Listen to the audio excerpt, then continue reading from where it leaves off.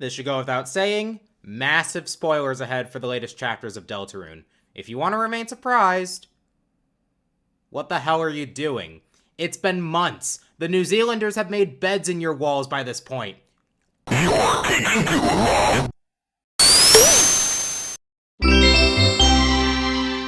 Toby really just woke up and decided to drop some lore bombs in the latest 2 chapters of Deltarune. The truth behind Rousey being suspicious, the Knight, Noelle's mother, the Titans, the way the weird route escalates, the nature of darkness in the light world. That last one is shown to us at the beginning of chapter 3. Susie didn't even have her idea for a whole day before Rousey shattered it.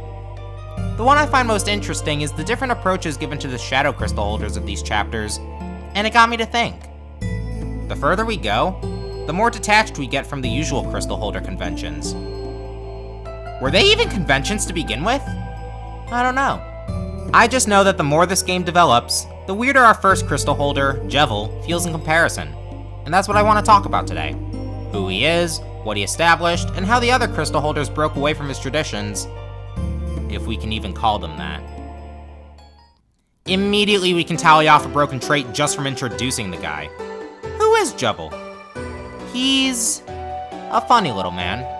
Once the court jester, while Sham, his sort of friend and rival in strength, was court magician, making them the black and red jokers of the card kingdom. Even though one is clearly a stuffed doll. One day, he met a strange someone that permanently damaged his mind. Take your pick, the Knight's on the left, Gaster's on the right. I just realized I missed out on the rhyme. Thus was born the paradoxically speaking, self-aware mad jester we know today. Sham was forced to lock him away, but in Jevil's eyes, this was locking everyone else away. With the cell as his new home and no blissfully ignorant people inside, Jevil believed this was the only place of freedom, and he was the only free one. He did leave one seed behind, however. As King tells us in chapter 4 if we talk to him, it was Jevil who told him of the Knight and led him to act in their will. He never even met them himself. Even without that seed, Jevil left a lot of intrigue for the game with his character. Not only does he seem to be aware of his status as a video game character, or at least hints at it, but the way he interprets this knowledge serves as an analog to how Sans and Flowey were in Undertale. He molds the helplessness and nihilism of the former with the manic, destructive, psychotic glee of the latter. Many aspects of Chapter 1 are self-contained enough for it to pass as its own story, albeit a short one with some unanswered questions, and Jevil was one of the key pieces to exploring more about Deltarune's lore if you could find him. If you could find him. A virgin playthrough of Chapter 1 won't tell you anything. Hell, you wouldn't even know he existed playing through blind, and anything you can hear about him after the fact is all optional dialogue. Spampton Shop? Never have to go there. Task Manager? Only if you already fought the guy. King's memory of him? You never have to go back to Castletown in Chapter 4. Sham, the closest Jevil had to a friend. They only ever talk about him after you encounter him, even if you beat the Knight without the mantle. I first played Chapter 1 back in 8th grade, mere days after it came out on the Switch. I knew of Jevil's existence thanks to SMG4 of all things, but I missed the means to start a side quest, and never went back to solve the puzzle that got you one of the broken key pieces even though I looked at it before. After escaping Card Castle Prison, you have to deliberately check the elevator again, something you have no inclination to do given how small the prison floor is and how little it has. From there, Jevil at least gives you a hint for the key, Sham gives you a piece and a hint for another, and visual clues can help you get the other 2 pieces, make the key, and do the fight. But this still ends up as one of the more obtuse things Toby has allowed us to do. Not so sorry levels, but definitely with more steps than, say, finding Undertale's genocide route. Compare this to other crystal holders.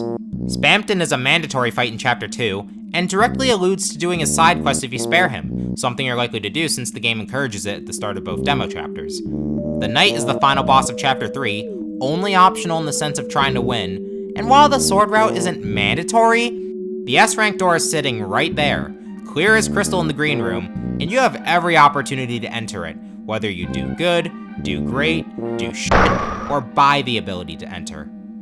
Finally, the room you fight Gerson in is optional to reach, but is not only directly alluded to by talking to him in his study, the man himself is integral to the plot of Chapter 4.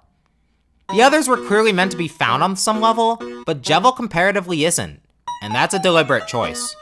To prove it, let me take a brief aside to compare Undertale's genocide route and Deltarune's weird route. Both require a conscious effort to access, but one only has a single easy-to-miss line of dialogue that vaguely hints at its existence, while the other is directly alluded to through something comparatively harder not to find. Toby knows how to make both secrets meant to be found, and far more obscure ones.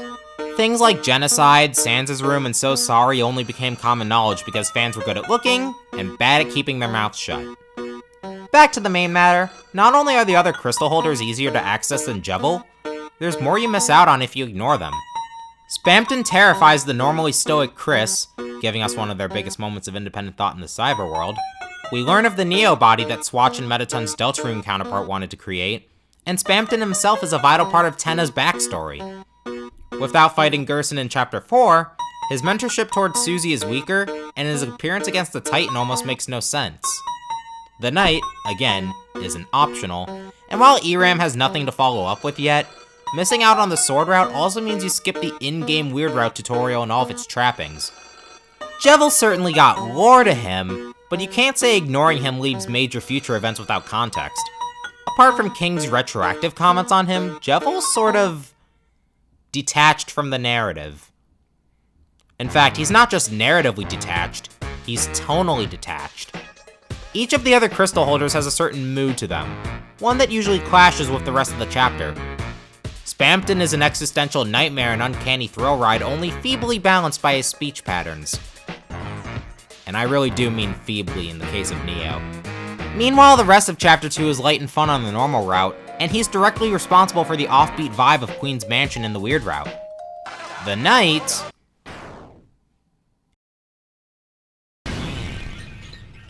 Enough said.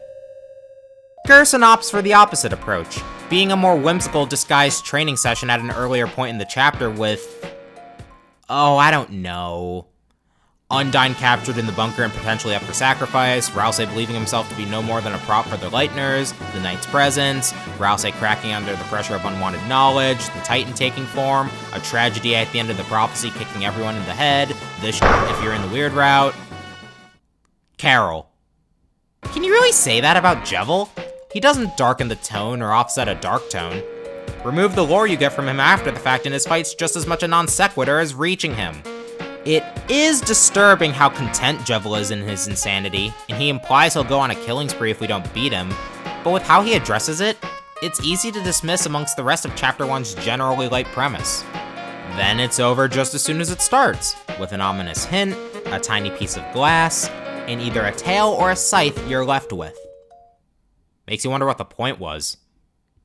In fact, that's how I want to end this off. What's the point of Jevil being the way he is? Why, with every chapter, does he get easier to brush aside compared to his fellow crystal holders? Characters with a bigger stake in their worlds, answering lingering questions within the fanbase, doing something different with battles, and offering equipment that isn't at risk of getting outdated yet. Well, to answer that, let me say this. There is one thing that ignoring Jevil does make you miss out on. The crystal hunt as a whole. The game itself knows and acknowledges that starting the crystal hunt makes no sense without fighting Jevil, hence why you can collect his rewards across save files and Sham lampshading it. Even if one finds themselves skipping the Jevil side quest, they're still told they missed it, which will get them to look the same way the sword route gives you the hint for the weird route. Conversely, finding him trains the player to look out for the shadow crystals as a whole, to follow up on Spamton's suspicious deal, to aim for that S-rank door and conspire with Ram, a red herring in the freedom discussion, to explore every climbable surface for the golden piano notes. Deltarune feebly enforces the idea of choices not mattering by making options all or nothing.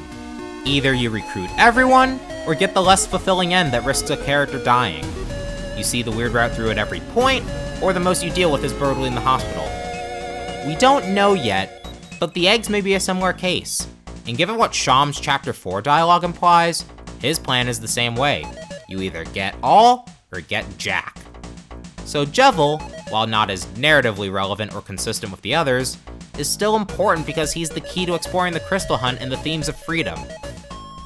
And the best part? The freedom motif itself supports my point. Think about how it's used. We first hear it in the world Revolving, Jevil's boss theme, where it's the centerpiece of the track. Every time we hear it again, it's only a part of a bigger whole. Aside from Dialtone, which isn't a long track to begin with, is only in the second half, and plays when it's appropriate, in Spamton's expository shop and when he accepts his failure. In Big Shot, the first half is placed alongside the Power of Neo motif, since Spamton believes the body and its power was his ticket to freedom. In Hammer of Justice, only part of the first half is tucked away at the end with a banjo. He teaches the heroes to try and think outside the prophecy's box, meaning he encourages freedom without concerning himself with it. Airwaves can be taken as either symbolic of how you can only hear it by disengaging with the narrative, or as a joke since the mic fight is a friendly dig at the fans and their theories. Every crystal holder has their own motif outside of freedom, except for Jevil.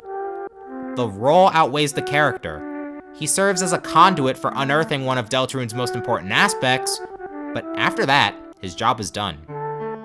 I mean, there's a chance he might do something later on, since trying to predict Toby Fox is like hitting a bullseye in the dark with a wet musket, but I'm not holding my breath. His greatest involvement after the fight so far is just helping Susie lose $500 in Vegas. This could be it for him, which is a little sad. I like Jevil a lot, and it'd be fun to see him come out at some point the same way Spamton did in Tenna's bonus room. But at the same time, in a world with a written narrative and everyone designated to a certain role, the biggest act of agency you can make is to not engage with your own, and Jevil clearly knows this. And he would tell you himself, that knowledge is what makes him free. Leave a comment on what you think the crystal holder for Chapter 5 will do, and I'll see you guys with whatever my next video will be.